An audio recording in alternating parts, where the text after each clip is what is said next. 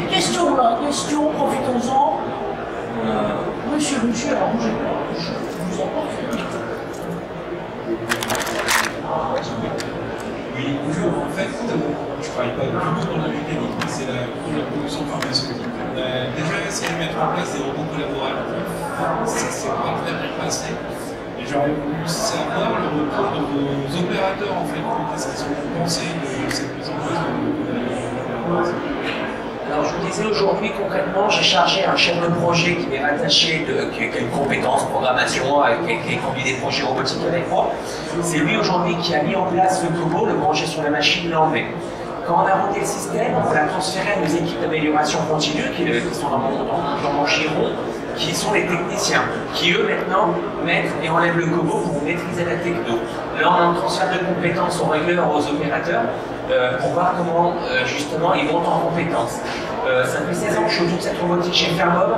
Les gens ont envie, donc ça change beaucoup de choses. On a su aussi préparer, on a fait beaucoup de réunions d'information. On leur expliquait ce qu'on attendait, c'est de la R&D. On a beaucoup démystifié pour la conduite au changement. Donc aujourd'hui, c'est très simple par rapport à ce que j'ai pu vivre dans le passé. Et les compétences, moi-même qui commencerai à cacher à programmer des robots, c'est très ludique. J'évoquais à Sylvain aujourd'hui la lecture du programme. Vous tapez des champs, c'est plus un tout va out 170 pour sortir le vérin, c'est je sors le vérin qui fait ça. Et quand vous lisez du texte. Ce qui veut dire que c'est accessible pour relayer. Et même là, justement, on est vraiment dans cette transition, c'est l'étape qu'on a prépassée, le transfert à la prod. On se pose la question si c'est les régleurs dans notre structure qui vont prendre ces démarrages de série ou si c'est pas directement l'opérateur. Parce qu'on a des régleurs qu'on sent un peu réticents, on a des opérateurs qu'on sent envieux.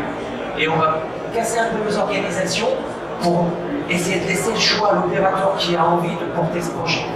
Mais il y a de l'envie aujourd'hui, il n'y a pas les réticences que j'ai vécues sur d'autres choses. Et je le dis pas pour vendre, c'est vraiment, c'était ma peur, ma crainte, c'est dans la R&D, on allait chercher ça. C'est pas fini, hein, je suis en plein dedans, je suis serein.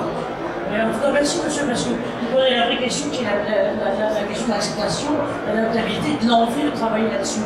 Et moi, ce qui m'a beaucoup frappé en vous interviewant tous les deux pour préparer la chose, c'était justement ça, c'est-à-dire que ce que Romain me disait, c'est que moi j'ai l'expérience par rapport à ce que j'avais mis en place avant dans le robotique industriel, finalement il fallait quelque part, il fallait 6 mois pour que le matériel soit normal, il y avait un certain niveau qui était nécessaire, alors que là finalement, la mois et demi ou à 15 jours, j'ai commencé. Tout à l'heure, Marie, en idée sur l'autosite à Chirolais, j'ai rentré un robot de soudure, donc industriel pur, hein, en novembre, un deuxième en janvier. Là, on vient de passer le gros bout de cliquet, les opérateurs le prennent en forme. Hein. Ça commence en novembre. Le Kobo, ça fait pas 2 mois, les gens sont déjà appris qu'elle est. C'est pour ça que je vous dis, j'ai un très bon. Ça passe bien, j'ai un bon feeling. On verra dans 2 mois, peut-être ce que tu diras à l'avenir, peut-être que je reviendrai en arrière, mais assez sûr encore une fois. Mais sans leur lancer des roses aussi, c'est parce que aussi le terrain a été particulièrement bien anticipé et préparé, si je peux me permettre, vous avez aussi essayer d'éviter les erreurs. Voilà, les précédents. Est-ce qu'on a encore une question? Est-ce qu'on va dire qu'on va se séparer? D'autres remarques, questions? Le président? Une chose, voilà, on démystifie auprès de mes équipes. Ces premiers échanges nous ont déjà beaucoup rassuré, les équipes et moi-même, pour ma direction. L'étape suivante, c'est d'aller voir, aller visiter. Sylvain le disait tout à l'heure, le setting a une valeur ajoutée, c'est qu'eux, ils ont vu les erreurs, ils ont vu ce qui a été réparé. Tant qu'on n'a pas vu, on a du mal. J'ai un chef d'atelier actuellement qui a encore un temps récalcitrant. Je suis après d'en aller voir un fournisseur, je veux qu'il voie et qu'il pose aux opérateurs. Et ça change vraiment tout. Donc, s'il faut, je vous laisse mes coordonnées, n'hésitez pas, je vous l'apporte avec grand plaisir. C'est vraiment ce qui nous a permis de passer le cap et d'emmener les gens avec nous. Allez voir, rendez-vous compte, c'est sensationnel. Allez voir, rendez-vous compte, prenez un peu de temps, prenez le temps de dialoguer avec divers. Sylvain, de ton côté, le mot de la fin? Le mot de la fin, faites comme Fermob, osez, j'ai envie de dire. Beaucoup d'entreprises ont un petit peu peur, mais une fois qu'on est accompagné, qu'on a des retours très positifs, c'est l'outil de demain, c'est l'outil de demain, c'est ce qu'il faut comprendre. Alors, comme il est si générique, c'est ça la complexité, c'est qu'il est tellement générique que chacun a besoin de se l'approprier. La question de l'acceptabilité est une grande question, effectivement, et on n'a pas l'habitude de ça non plus. en entreprise, même si l'image du robot en France est une très mauvaise image. Mais effectivement, il faut jauger et sans doute mettre en place d'autres manières de faire, donner envie, c'est ce qui a été dit, donner envie. Et c'est vrai que c'est une autre manière de faire vis-à-vis d'une imposition. Donc à un moment donné, il faut faire le pas.